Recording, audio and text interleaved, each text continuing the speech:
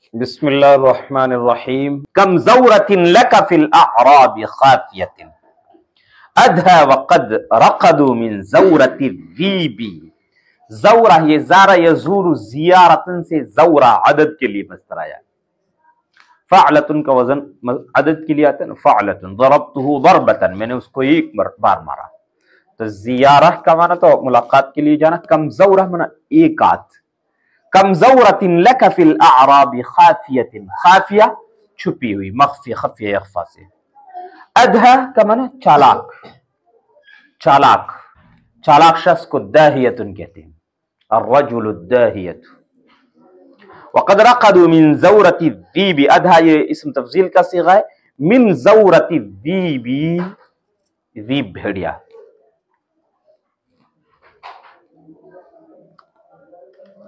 ان دیہاتیوں میں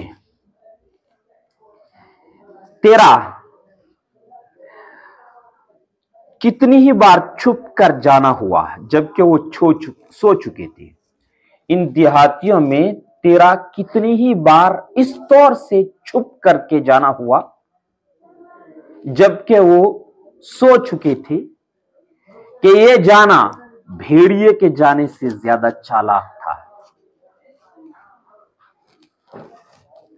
بھیڑیے کے جانے سے بھی زیادہ چالاک.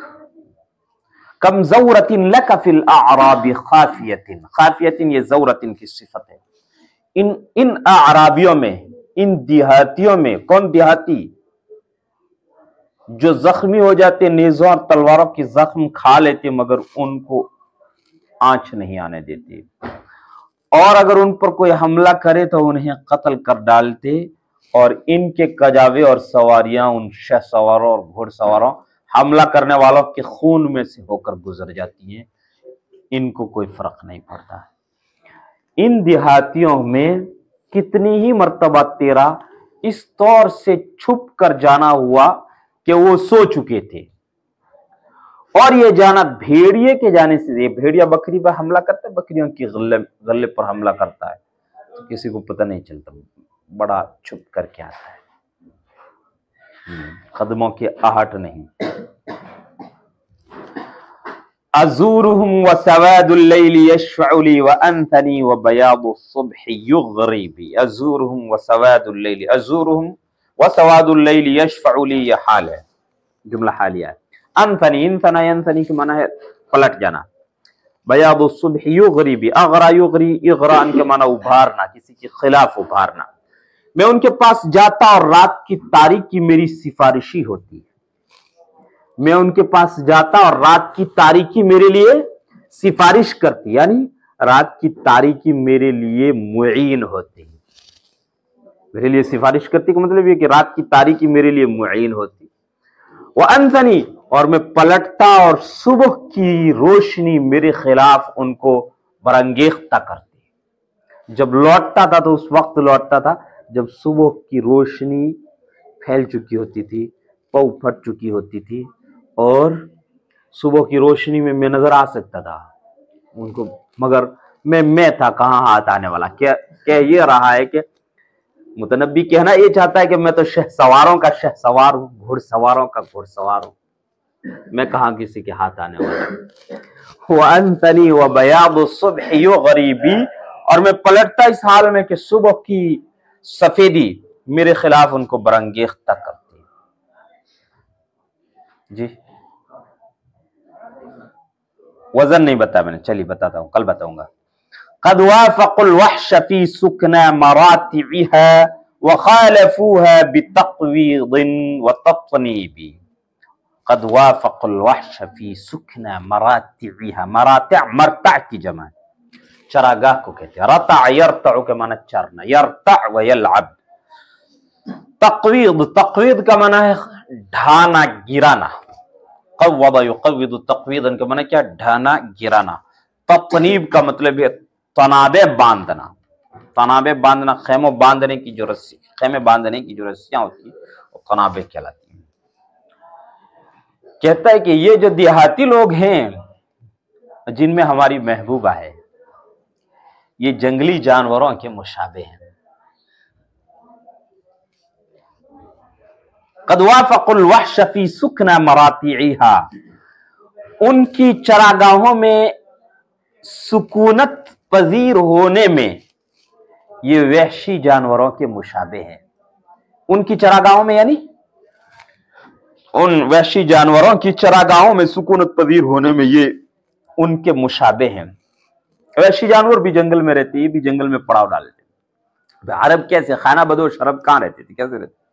اپنی بھیڑ بکریاں اونٹ لے کے گھومتے رہتے تھے، جہاں دیکھا کہ یہاں چارہ وارہ اچھا ہے وہیں پڑاؤ ڈال لیتے، پھر آگے چل دیتے. تو ان کے بارے میں کیا رہا، قد وافقوا الوحش فی سکنا مراتعها، ان کی چراگاہوں میں سکونت اختیار کرنے میں یہ جنگلی جانوروں کے مشابہ ہیں، اور خیمے بنانے میں اور تنامے باندھنے میں ان سے الگ ہیں. بس فرق یہ ہے کہ یہ چراگاہوں میں جہاں کہیں قیام کرتے ہیں خیمے باندھ لیتے ہیں اور انہیں بکھیر دیتے ہیں، اور جنگلی جانور خیمے نہیں باندھتے اور خیمے نہیں بکھیرتے. بس یہ فرق ہے اور کوئی فرق نہیں. قد وافقوا الوحش فی سکنا مراتعها وخالفوها بتقویض وتطنیب، یہ ان کی چراگاہوں میں سکونت اختیار کرنے کے اعتبار سے وحشی جانوروں کے مشابہ ہیں، اور خیمے بنانے اور خیمے ڈھانے میں، بتقویض خیمے ڈھانے اور خیمے بنانے میں، یا فطری منع خیمے بنانے، تنابے باندھنے یعنی خیمے بنانے، اور تقویض منع خیمہ ڈھانا، خیمے کے ڈھانے اور بنانے میں یہ ان سے الگ ہیں. جیرانها وهم شر الجوار لها وصحبها وهم شر الاصاحب. جیرانها ہا سے مراد الوحش ہیں، یہ ان جنگلی جانوروں کے پڑوسی ہیں، اور یہ ان کے بہت برے پڑوسی ہیں کہ کاٹ کھاتے ہیں. یہ ان جنگلی جانوروں کے پڑوسی ہیں اور برے پڑوسی ہیں، اس لیے کہ نیل گائے ملی، ہرن ملا، جو ملتا شکار کر لیتے، ذبح کر لیتے، کھا جاتے. وصحبها، اور ان کے ساتھی ہیں، وهم شر الاصاحب، اور بہت برے ساتھی ہیں. یہ جنگلی جانوروں کے پڑوسی ہیں اور برے پڑوسی ہیں، اور ان کے ساتھی ہیں اور برے ساتھی ہیں. برے ساتھی کیسے برے ساتھی ہیں کہ انہیں ذبح کر کے کھا جاتے ہیں. فؤاد كل محب في بيوتهم ومال كل اخيذ المال محروب.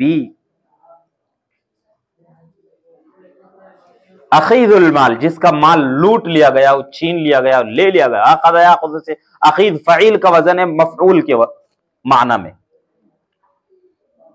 محروب جس سے جنگ لڑی چاہیے. ہر عاشق کا دل ان کے گھروں میں ہے. ہر عاشق، فؤاد کل محب فی بیوتہم، ہر عاشق کا دل ان کے گھروں میں ہے. مطلب کہنا یہ چاہا ہے کہ ان کی عورتیں بڑی خوبصورت ہیں. فؤاد کل محب فی بیوتہم، ہر عاشق کا دل ان کے گھروں میں. ومال کل اخیذ المال محروب، اور ہر جنگ زدہ لٹے ہوئے مال والے شخص کا مال بھی ان کے گھروں میں، یعنی یہ لٹیرے بھی.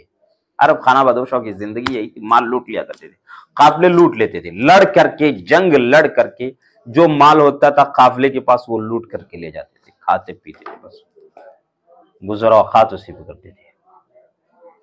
کہتا ہر عاشق کا دل بھی ان کے گھروں میں ہے، اور ہر لٹے ہوئے شخص کا مال بھی ان کے گھروں میں ملے گا. بس